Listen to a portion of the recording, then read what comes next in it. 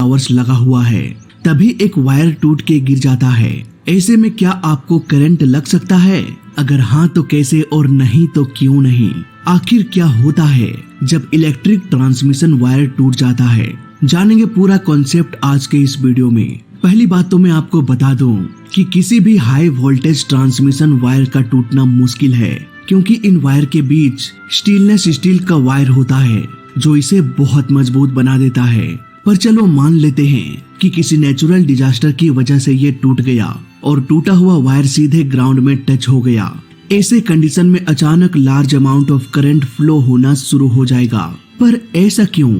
आइए समझते हैं। बचपन से हम पढ़ते आए हैं कि करंट फ्लो होने के लिए एक क्लोज पाथ का होना बहुत जरूरी होता है। अगर क्लोज पाथ कहीं से ब्रेक होता है तो करंट का फ्लो रुक जाएगा। अब यहाँ पर आप में से बहुत लोग ये सोचेंगे कि अगर टावर का ट्रांसमिशन लाइन ही टूट गया तो ये क्लोज सर्किट ब्रेक हो जाना चाहिए, इलेक्ट्रिसिटी का प्रवाह रुक जाना चाहिए। पर दोस्तों ऐसा नहीं होता, क्योंकि ट्रांसमिशन लाइन के टूटने से सर्किट ब्रेक नहीं होता, क्योंकि वो ट्रांसफॉर्मर जहां से करंट को सप्लाई किया जाता है ऑलरेडी वो 3 फेज में भेज रहा होता है और न्यूट्रल वायर को ग्राउंड कर दिया जाता है, यानी कि सर्किट तो वहीं पर कंप्लीट हो चुका है। जैसे ही वायर टूटकर ग्राउंड से टच होगा उसे न्यूट्रल मिल जाएगा और तेजी से करंट फ्लो होना शुरू हो जाएगा। अब सवाल ये आता है कि अगर उसी समय कोई इंसान टूटे हुए वायर के आसपास हो तब क्या होगा? इसे समझने के लिए हमें ये जानना पड़ेगा कि करंट फ्लो कैसे होता है। सपोज 2 टैंक है, दोनों टैंक को पाइप से कनेक्ट कर दिया गया है। अब जैसे ही एक टैंक में हम पानी भरेंगे, ये पानी पाइप से होते हुए दूसरे टैंक में भी भरना शुरू हो जाएगा। यहाँ पर पानी को हम करंट मान सकते हैं। पानी भरने से पहले दोनों टैंक खाली था, यानी कि दोनों के बीच का पोटेंशियल डिफरेंस बराबर था। जैसे ही हमने एक टैंक को फुल कर दिया वैसे ही पोटेंशियल डिफरेंस बढ़ गया। इसी पोटेंशियल डिफरेंस के कारण पानी एक टैंक से दूसरे टैंक में भरता रहेगा जब तक कि पानी यानी कि करंट का पोटेंशियल डिफरेंस बराबर ना हो जाए, यानी कि पानी बराबर ना हो जाए। जब एक बार दोनों टैंक में पानी बराबर हो जाए तब हम देखेंगे कि पानी का प्रवाह रुक गया, दोनों का पोटेंशियल डिफरेंस बराबर हो गया, यानी कि करंट का फ्लो रुक गया। सपोज एक 12 वोल्ट का बैटरी है। बैटरी के दोनों टर्मिनल में होता है पॉजिटिव और नेगेटिव। 12 वोल्ट कहने का मतलब है कि दोनों टर्मिनल के बीच का डिफरेंस 12 वोल्ट है। जैसे ही हम कोई 12 वोल्ट का डिवाइस कनेक्ट करेंगे तो सर्किट कंप्लीट हो जाएगा और करंट का फ्लो होना शुरू हो जाएगा। ये करंट तब तक फ्लो होता रहेगा जब तक दोनों टर्मिनल के बीच पोटेंशियल डिफरेंस 0 ना हो जाए। इसके बाद ये बैटरी डिस्चार्ज हो जाएगा। करंट चाहे 12 वोल्ट का हो या फिर 12 लाख वोल्ट का, अगर पोटेंशियल डिफरेंस 0 हो तो किसी भी हालत में करंट फ्लो नहीं होगा और झटका नहीं लगेगा। नाउ आते हैं पॉइंट पर कि क्या होगा अगर कोई इंसान हाई वोल्टेज के टूटे हुए वायर के पास पहुंच जाए तो।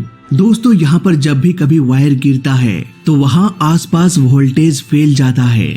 फैलने के साथ साथ ये कम भी होता जाता है। सपोज 1 लाख वोल्ट वाला वायर टूट के गिर गया, वहां से थोड़ा आगे 80,000 वोल्ट, थोड़ा और आगे 70,000 वोल्ट, फिर 60,000, 50,000, 40,000 वोल्ट। इसी तरह से वोल्टेज कम होता जाता है जैसे जैसे हम गिरे हुए भाग से दूर जाते रहते हैं। इसे हम पोटेंशियल ग्रेडियंट के नाम से भी जानते हैं। बाय चांस अगर कोई इंसान उस रीजन में खड़ा होता है तो बिना वायर को टच किए हुए भी जोर का झटका लग सकता है, उस बंदे की मौत भी हो सकती है। पर ऐसा क्यों? उसने तो वायर को टच भी नहीं किया। यहाँ पर समझने वाली बात है। सपोज एक पैर उसका 80,000 वोल्ट पर है और दूसरा पैर 60,000 वोल्ट पर। तो जैसा कि अभी हमने कुछ देर पहले डिस्कस किया कि जहाँ पर पोटेंशियल डिफरेंस होगा वहाँ करंट का फ्लो होना शुरू हो जाएगा। यहाँ पर 20,000 वोल्ट का पोटेंशियल डिफरेंस है, यानी कि उस बंदे को 20,000 वोल्ट का झटका लग सकता है और वहीं पर उसकी मौत हो सकती है। यहाँ पर अगर आपको इस खतरे से बचना है तो आपको जंप करते हुए दोनों पैरों को एक साथ करके जंप करते हुए आगे बढ़ना पड़ेगा, ताकि पोटेंशियल डिफरेंस कम से कम हो और झटका कम से कम लगे। दोनों पैर एक ही पॉइंट पर रहने के कारण पोटेंशियल डिफरेंस बहुत कम हो जाएगा और करंट लगने का खतरा भी तो अब आपको समझ में आ गया होगा कि वोल्टेज हमें नहीं मारता, बल्कि वोल्टेज का पोटेंशियल डिफरेंस मारता है। इसीलिए जंप करते हुए वहां से निकल जाओ, आपको कुछ भी नहीं होने वाला। कभी कभी किसी फॉल्ट के कारण वोल्टेज जरूरत से अधिक भी सप्लाई हो जाती है। ऐसे में टावर के जरिए ही हाई वोल्टेज को ग्राउंड कर दिया जाता है। ऐसे वक्त पर भी आसपास करंट फैल जाता है और यहाँ पर मौजूद लोगों की मौत आराम से हो सकती है। इन सब खतरों को देखते हुए पावर स्टेशन जहाँ से करंट सप्लाई किया जाता है, वहाँ बहुत सारे सेफ्टी इक्विपमेंट्स का यूज होता है। वहाँ रिले लगा होता है, सर्किट ब्रेकर लगा होता है। कोई भी घटना होने पर रिले को पता चल जाता है कि कुछ तो गड़बड़ हुई है, कोई वायर टूट के ग्राउंड में टच हो गया है। तुरंत ही रिले सर्किट ब्रेकर को कमांड भेज देता है कि सर्किट को ब्रेक कर दो, बहुत बड़ी आफत आ चुकी है। इसके बाद सर्किट ब्रेक हो जाता है, यानी कि ओपन हो जाता है और करंट का बहाव रुक जाता है। कभी कभी ये वायर टूट तो जाता है, लेकिन वो हवा में ही झूलते रहता है, ग्राउंड से टच नहीं होता। यहाँ पर रिले को समझ में आ जाता है कि कुछ तो गड़बड़ी हुई है, लेकिन वो सर्किट ब्रेकर को कमांड नहीं देता, बस एक अलार्म बजा देता है कि कुछ तो गड़बड़ी हुई है, जाओ देख के आओ। सेफ्टी पर्पस के लिए इलेक्ट्रिक टावर्स की ऊंचाई बहुत अधिक रखी जाती है, इतनी अधिक कि कोई भी पेड़ उन वायर तक ना पहुंच पाए। इसके अलावा इन टावर्स को हमेशा सुनसान इलाके से गुजारा जाता है, ताकि अगर कोई घटना होती है तो किसी की भी जान ना चली जाए। इसके अलावा अगर किसी बाढ़ या भूकंप से कोई बड़ा सा बिल्डिंग टूटकर टावर पर गिर जाए तो आफत आ सकती है। इसलिए बेहतर रास्ता यही होता है कि इन टावर्स को साइड से निकाल लो।